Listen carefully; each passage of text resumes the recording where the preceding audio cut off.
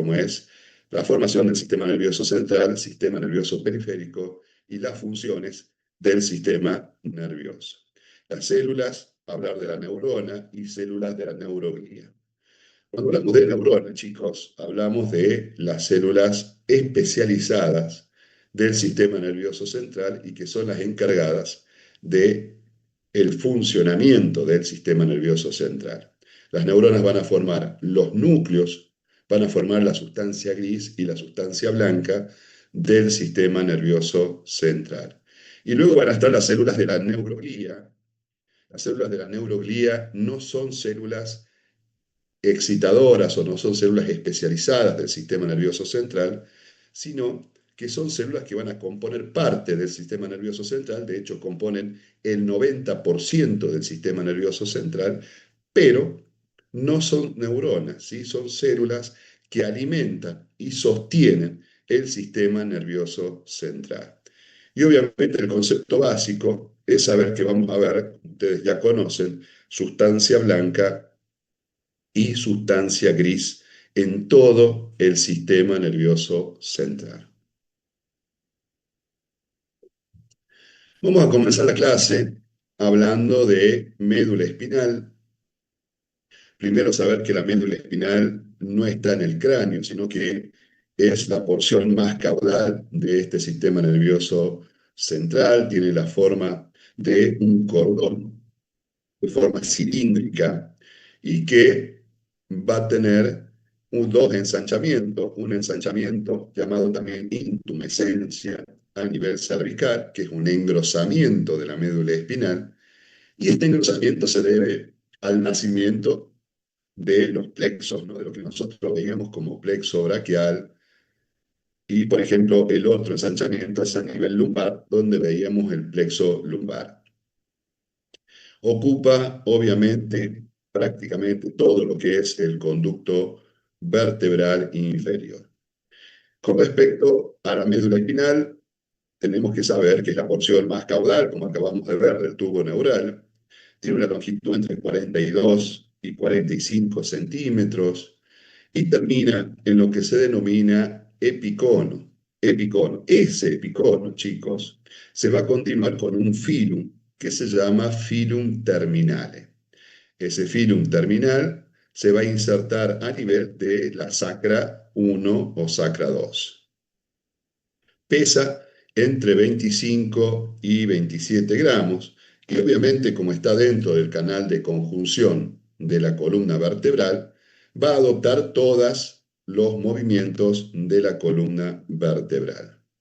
El límite superior de la médula espinal está inmediatamente caudal a la decusación de las pirámides. La decusación de las pirámides la vamos a ver cuando veamos tronco encefálico, cuando nosotros veamos todo lo que es bulbo raquídeo, médula oblonga, o también algunos autores que dicen que el comienzo de la médula espinal es a partir del agujero magno, del agujero occipital que nosotros estuvimos viendo. El límite inferior a nivel de L1, L2, y ahí viene la prolongación del cono medular, que se denomina filum terminal. Ese filum terminal es el que va a anclar la médula espinal a nivel de las vértebras sacras. Esta médula espinal no está suelta en el canal de conjunción, sino que se continúa hacia arriba con el bulbo, el filum terminal, como dijimos, hacia abajo, el ligamento llamado ligamento dentado y algo que sirve para la contención de la médula espinal son las raíces de los nervios raquídeos. Las raíces de los nervios raquídeos contienen la médula espinal también en su lugar. Esta es una hermosa imagen del epicono y del filum terminal de la médula espinal, y lo que nosotros observamos a ambos lados es la cola de caballo, ¿no? Una cola de caballo que son estos nervios que salen de la médula espinal y que van a formar lo que se denomina cola de caballo. Vamos a hablar de la morfología externa. Como todo órgano del sistema nervioso central, va a haber una morfología externa y una morfología interna. La morfología externa de la médula espinal, chicos, es bastante sencillo, bastante simple. Ellos van a tener una cara anterior, vamos a tener una cara posterior. En la cara anterior se van a destacar lo que se denomina surco o fisura anterior y fisura o surco colaterales o anterolaterales.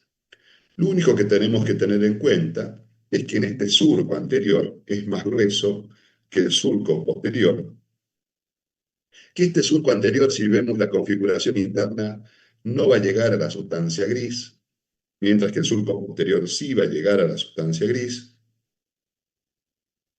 y que de los surcos anterolaterales emergen las raíces de los nervios raquídeos, de los nervios espinales anteriores. Eso es importante saber dónde emergen estas raíces del nervio espinal.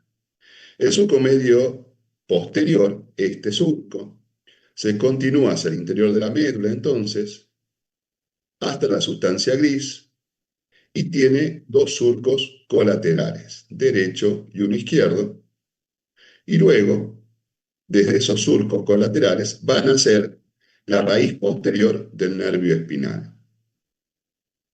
Estos cordones se encuentran en los surcos posterolaterales, en los que penetran estas raíces de los nervios espinales. Entonces, fíjense ustedes, eso sería solamente la configuración externa de la médula espinal. Ahí tienen una imagen de la intumescencia, del surco anterior, del surco posterior, de los surcos anterolaterales. Ahí vemos el epicono o cono medular. Y ahí vemos el filum terminal, que le sirve de anclaje de la médula espinal en la región sacra. En las caras laterales de la médula espinal van a ser muy convexas, se extienden la cara lateral entre ambos surcos, anterolateral, anterior, obviamente, y posterolateral. El filum terminal, este filum terminal del que hablamos, se fija en la superficie posterior de lo que dijimos, el coxis.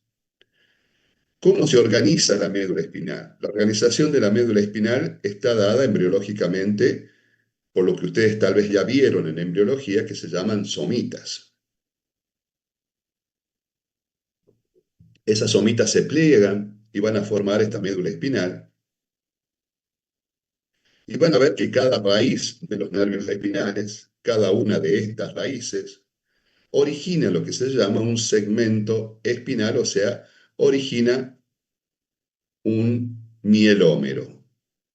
En algunos libros dicen segmento espinal, en otros libros dicen mielómero. Este segmento se denomina con el mismo nombre que el nervio que forma a partir de sus raíces. Por ejemplo, en la región cervical se conocen 8 segmentos cervicales, 12 segmentos dorsales, 5 lumbares, 5 sacros y 5 coxigios. Simplemente un segmento, entonces, para que lo tengan en cuenta, porque van a ver que en los libros hay mucha información sobre la segmentación medular, pero simplemente el concepto anatómico que tiene el mismo nombre del nervio que se forma a partir de sus raíces. Son 8 segmentos cervicales porque el primer nervio se forma por encima de la primera vértebra cervical, entonces van a ser 8, no 7, ¿sí? Porque uno a veces tiende a confundir las vértebras con los segmentos cervicales. La intumescencia cervical o el ensanchamiento de la médula espinal a nivel cervical va desde la tercera vértebra cervical a la segunda vértebra torácica. Y obviamente les pongo ahí el recordatorio que ahí se originan las raíces que forman el plexo braquial. En la región lumbar vamos a tener la intumescencia lumbar de la novena vértebra torácica, ¿sí?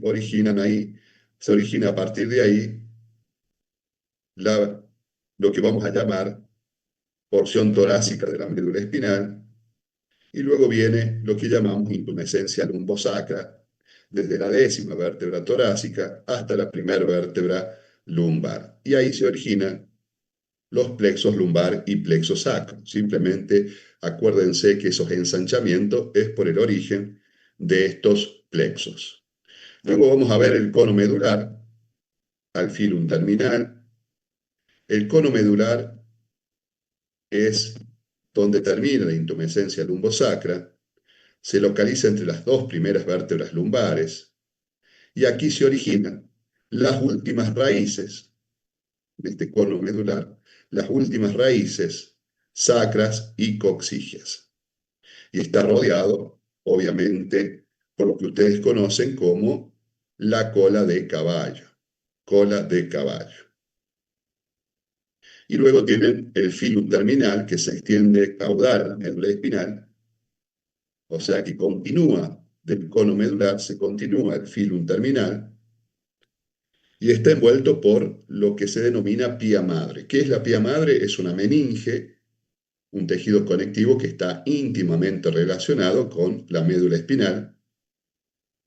Hacia afuera está el aracnoides y la dura madre, y a partir de ahí sigue descendiendo por la dura madre y se inserta en la segunda vértebra coxígea. Eso es lo que se llama el concepto básico del filum terminal. Solamente eso lean, solamente esto es lo más importante de las porciones que podemos llamar de la médula espinal.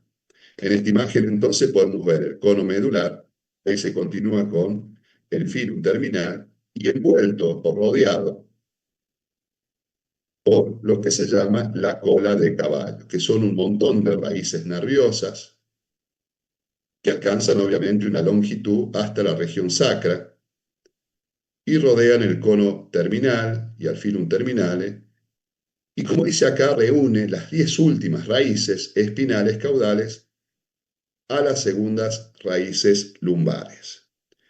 Ahí vamos a ver la aracnoides, esta es la meninge intermedia, y ahí está la dura madre abierta, que es la meninge más gruesa y que está en contacto con el hueso, y la pía madre va a estar en contacto con el órgano en general. Vamos a ver ahora la configuración interna de la médula espinal. Nosotros vamos a observar en esta imagen, por ejemplo, que la médula espinal tiene una sustancia gris, que es central, y una sustancia blanca, que es periférica.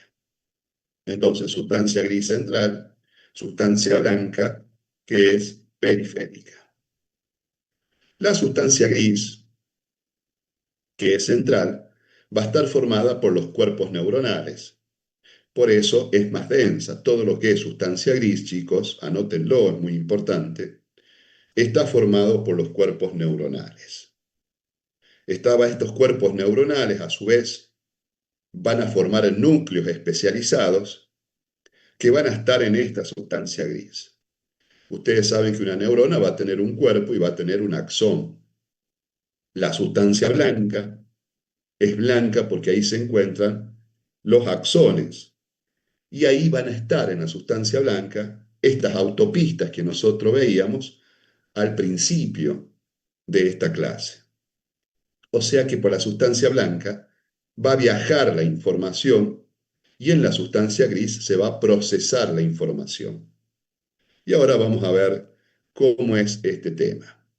Si nosotros hacemos un corte de la médula espinal en diferentes segmentos, por ejemplo, en el segmento cervical, segmento torácico, segmento lumbar, vamos a ver que en todos los cortes se repite la sustancia blanca y la sustancia gris en forma de una H, y que esta sustancia gris va a tener astas posteriores y astas anteriores, pero, anótenlo por favor, en la región torácica va a existir el asta lateral. En la única región que existe el asta lateral de la columna vertebral es en la región torácica.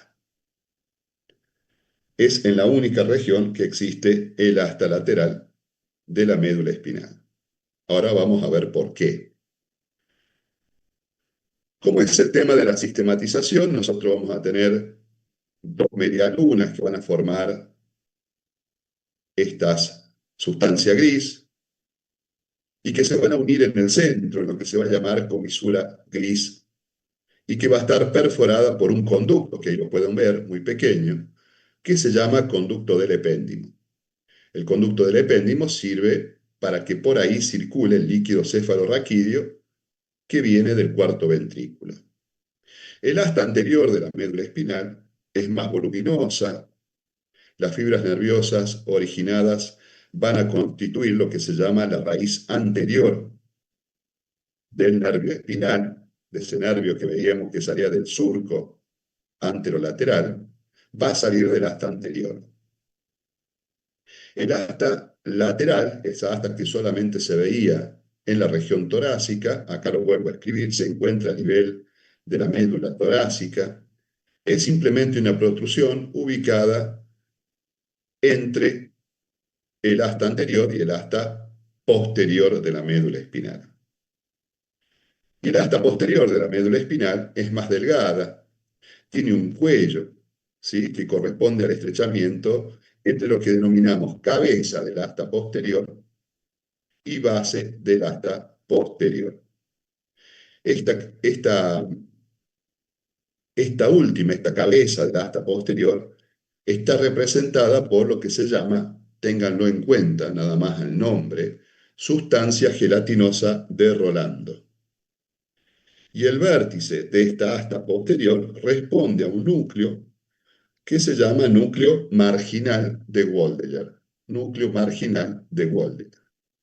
También del asta posterior, obviamente, va a llegar información desde los nervios raquídeos. Fíjense y presten mucha atención a las imágenes. Acá hay una flechita que lleva información al asta posterior y hay una flechita que sale con información desde el asta anterior. Es como si por acá se procesara información que va a salir a los órganos eferentes. Esta comisura gris está atravesada por lo que se llamaba conducto central. Lo pueden encontrar como conducto central del epéndimo, es lo mismo. Hacia adelante está relacionada con la comisura blanca anterior, separada del surco medio, y hacia atrás se relaciona directamente en contacto con el surco medio, tabique medio posterior. Eso es la comisura gris que une, por decirlo así, la asta derecha con el asta izquierda. Y acá viene lo que ustedes tienen que hacer ya, captura de pantalla, y entender lo que está pasando. Lo que tienen que saber ustedes, chicos, ahora, y que tiene que quedar el concepto para siempre, porque esto lo vamos a seguir viendo y lo vamos a seguir interpretando a medida que vamos viendo neuroanatomía, es lo siguiente. El asta posterior, tiene que ver con todas las sensaciones sensitivas. Todo lo que es sensitivo, chicos, se va a procesar en el asta posterior de la mente espinal. Por ejemplo, acá va a haber neuronas de la sensibilidad ecteroceptiva, táctil, dolorosa y térmica. Cuando yo hablo de ecteroceptiva, hablo de todo lo que me pasa a mí en el medio en el que estoy, en el exterior. Si tengo frío, tengo calor, tengo dolor. La sensibilidad propioceptiva, o sea, el dolor de los huesos, articulaciones, músculos. Y en la base va a estar las neuronas de la sensibilidad visceral. O sea, todo lo sensitivo pasa por el asta posterior de la médula espinal. En la columna lateral, que solamente está en la región torácica, voy a recibir la información visceromotora. Todo lo que es el movimiento visceral va a estar en el asta lateral, que solamente está en la región torácica. Y en el asta anterior voy a tener todo lo que es somatomotor, o sea, todo lo que tiene que ver con la sensibilidad motora, todo lo que tiene que ver con la actividad motora, va a estar en la columna anterior de la médula espinal. Si esto se entendió, ya entendieron el 50% de la neuroanatomía, porque todo va a pasar por estas astas y por estos reflejos de la médula espinal, sobre todo cuando lleguemos a la última clase, que son vías nerviosas. Entonces, estructuralmente, la médula espinal va a estar formada por segmentos metoméricos, como dijimos, llamado mielómero, y cada segmento va a estar relacionado con la inervación de las somitas. En resumen, chicos, la disposición de la sustancia gris a lo largo de la médula espinal se va a agrupar en tres columnas: anterior, anterior, media y posterior, o anterior, lateral y posterior. La columna anterior tiene que ver con la sensibilidad motora, la posterior con todo lo que es la sensibilidad sensitiva y la lateral con la visceromotora, que se corresponden con estas astas en la presentación de cada uno de los cortes planos. Ahora, ¿qué va a pasar con esta sustancia gris? ¿Cómo se van a dividir? ¿Y con qué ejemplos podemos dar de cómo funciona esta sustancia gris? Vamos a ver qué pasa con las astas motoras. Vamos a hablar, esta imagen, perdón, es imagen del libro de Snell, que lo recomiendo para que estudien. El Snell de neuroanatomía y neurofisiología es muy interesante. Este libro muestra esta imagen que habla de que en el asta anterior de la médula espinal, en el asta motora, en todos los cortes, segmento cervical, segmento torácico y segmento lumbar, va a existir un grupo de núcleos que se llama grupo medial y sirve para la inervación de los músculos cervicales. Entonces, en todos los cortes que yo haga de la médula espinal voy a tener este segmento, estos núcleos que son responsables de inervar los músculos esqueléticos del cuello, del tronco, e incluida la musculatura intercostal y abdominal. O sea, este grupo nuclear son neuronas especializadas y que le van a dar movimiento a esos músculos. Fíjense ustedes, en este corte, solamente en la región cervical, voy a tener el núcleo frénico para la inervación del diafragma. O sea que este núcleo le va a dar origen al nervio frénico, y lo pongo acá porque es muy importante, que va a inervar el gran músculo de la respiración, que es el músculo llamado diafragma. Si nosotros no tendríamos inervación de ese músculo, no podríamos tener, o no podríamos en realidad respirar. Ese nervio va a nacer en el plexo cervical a través de las raíces nerviosas C3, C4 y C5. Y así sucesivamente con algunos músculos que están representados en el asta anterior de la médula espinal. Luego, o sea que en el asta anterior de la médula espinal vamos a tener todo lo que es la representación motora.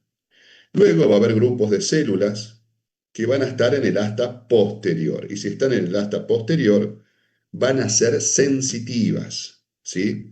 Entonces va a haber 4 grupos de células nerviosas que van a estar en el asta posterior. Por ejemplo, la sustancia gelatinosa de Roland. Esta sustancia está en el borde marginal del asta posterior. Antes veíamos el asta anterior, ahora la posterior. Entonces, todo lo que va a pasar por esa región van a ser neuronas de Golgi tipo 2, y esta sustancia gelatinosa va a recibir, por ejemplo, fibras eferentes de la raíz posterior relacionadas con el dolor, la temperatura y el tacto.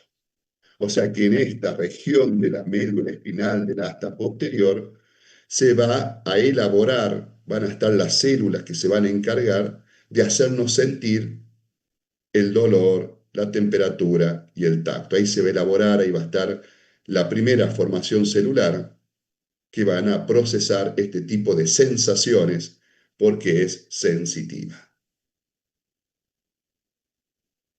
Bueno, chicos, ¿se ha entendido hasta acá? Sí, profe.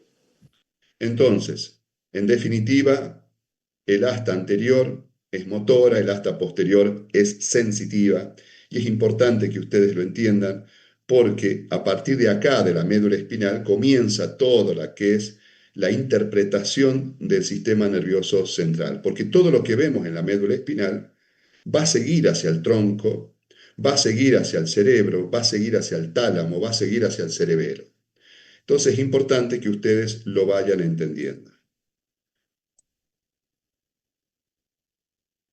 Entonces, así va a seguir con los núcleos que tienen que ver con los núcleos propios, las células grandes, ¿sí? Que constituye la masa principal de células de la sustancia del asta posterior, que reciben fibras de la columna blanca posterior. Estas se relacionan con los movimientos y sentidos de posición, por ejemplo, la propiocepción. Esto quiere decir que en estos núcleos propios, que ahí está el nombre, núcleo propio, en el asta posterior, estos núcleos se encargan de la discriminación de los puntos de vibración, de saber si estoy sentado, estoy parado, estoy corriendo, estoy caminando. Eso se llama propiocepción. ¿Por qué? Porque son todos núcleos que tienen que ver con la sensibilidad profunda, consciente, y con la sensibilidad inconsciente. Luego hay un par de núcleos más. Por ejemplo, va a haber núcleos eferentes viscerales, ubicados por fuera del núcleo dorsal, y que se extienden desde el primer segmento torácico hasta el tercer segmento lumbar de la médula espinal, y son núcleos que llevan la sensibilidad visceral. Habiendo visto toda la sustancia gris en estos cortes, ¿sí? Les repito, esto está explicado en el SNEL de una forma maravillosa, léanlo. Vamos a ver que no tan solo en la sustancia gris vamos a encontrar núcleos, sino que otro anatomista, histólogo, dijo, en vez de nombrar núcleo, vamos a nombrar lo que son las láminas de la médula espinal. Entonces, diferenció lo que se llaman las láminas de Broad-Rexed. Entonces, es la formación citoarquitectónica de la médula espinal y nombró las láminas de 1 a 6 son láminas de sensitivas y a partir de las 7 son láminas motoras, que es lo mismo que los núcleos, chicos. Yo jamás he tomado a un alumno láminas de Rexed, me importa que sepan este concepto, que va a haber núcleos motores en el asta anterior y núcleos sensitivos en el asta posterior y visceromotores en el asta lateral. ¿Sí? Entonces, tener claro que estas láminas de Rexed obviamente van a ser 10 y que van a representar lo mismo que representaban los núcleos. La capa zonal de Waldeyer, como hablábamos recién, que es la sustancia gelatinosa de Rolando, los núcleos propios del asta dorsal, núcleos propios del asta dorsal, los núcleos reticulares y abajo los núcleos de la columna de Clark. Todos estos núcleos van a ser sensitivos. Y luego vienen todo lo que van a ser núcleos motores, ¿sí? Dorso medial, motor del asta ventral, sustancia gris que rodea al canal central o a la encrucijada, que es lo mismo. Yo acá les voy a dejar y les voy a subir este Power, en donde seguramente ustedes ya lo tienen. Habla de cada una de estas láminas, ¿sí? Pero simplemente habla de la región anatómica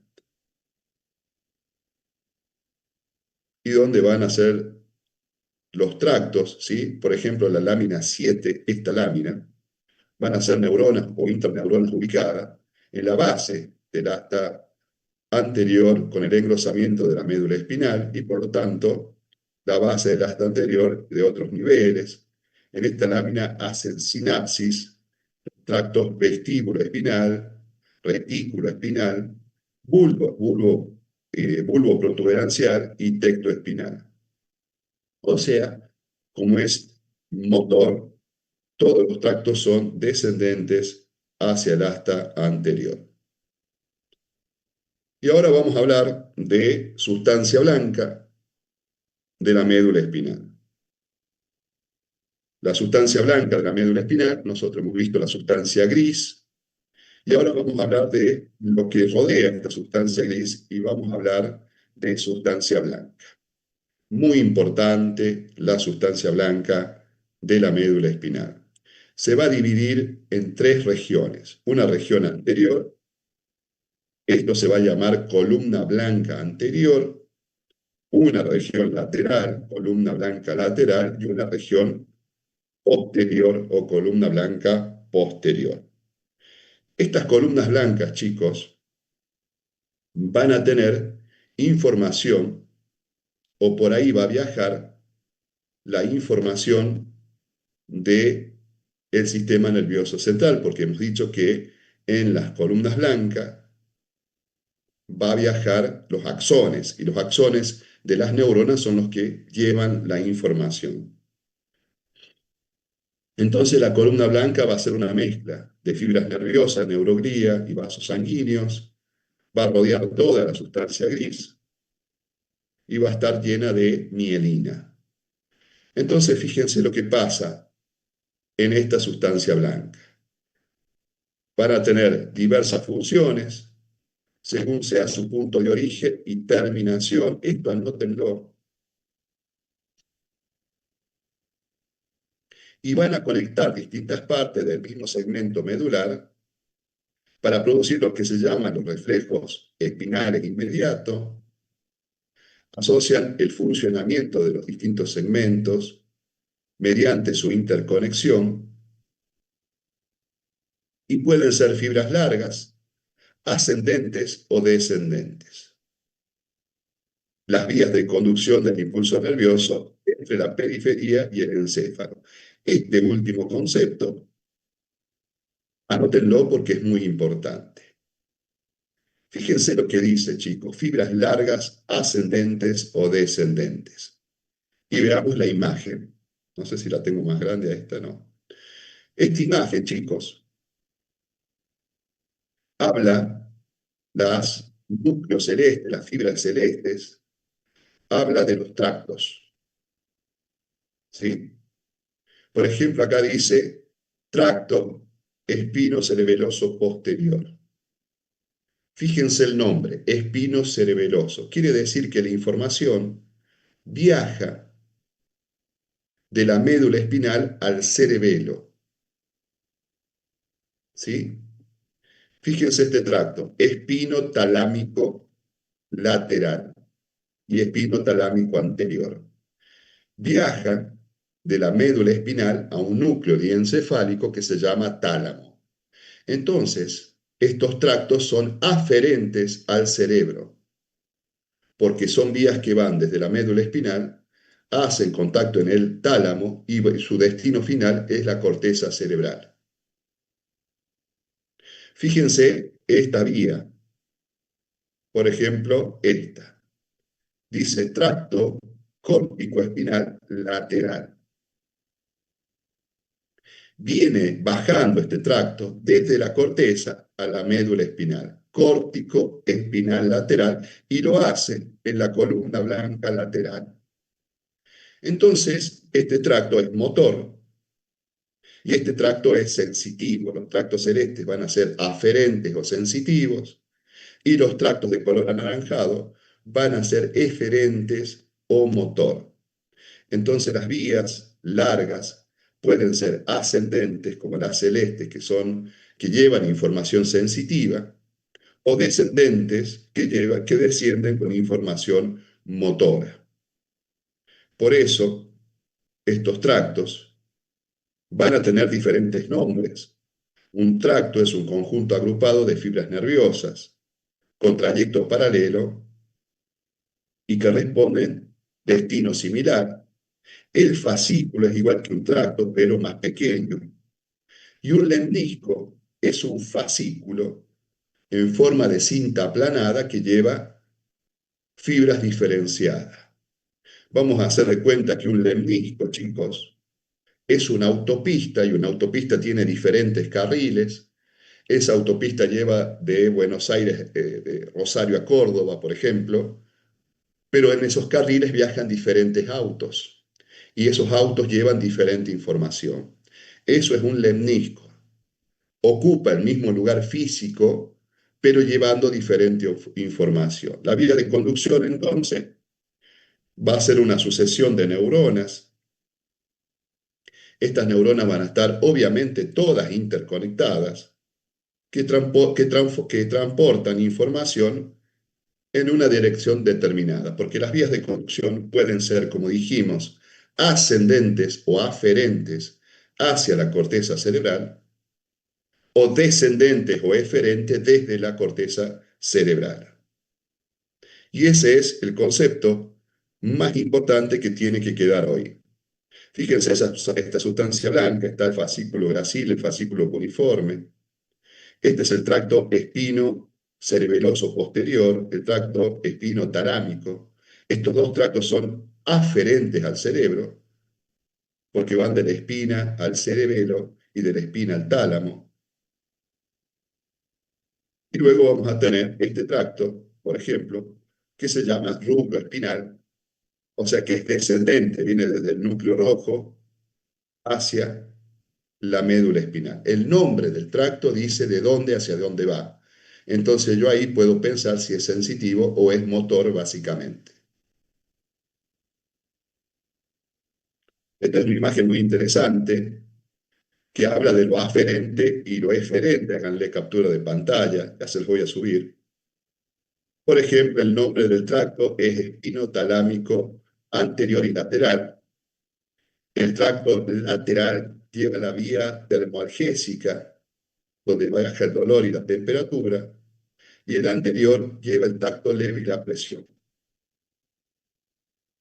Y el origen es el tálamo, porque se llama espinotalámico.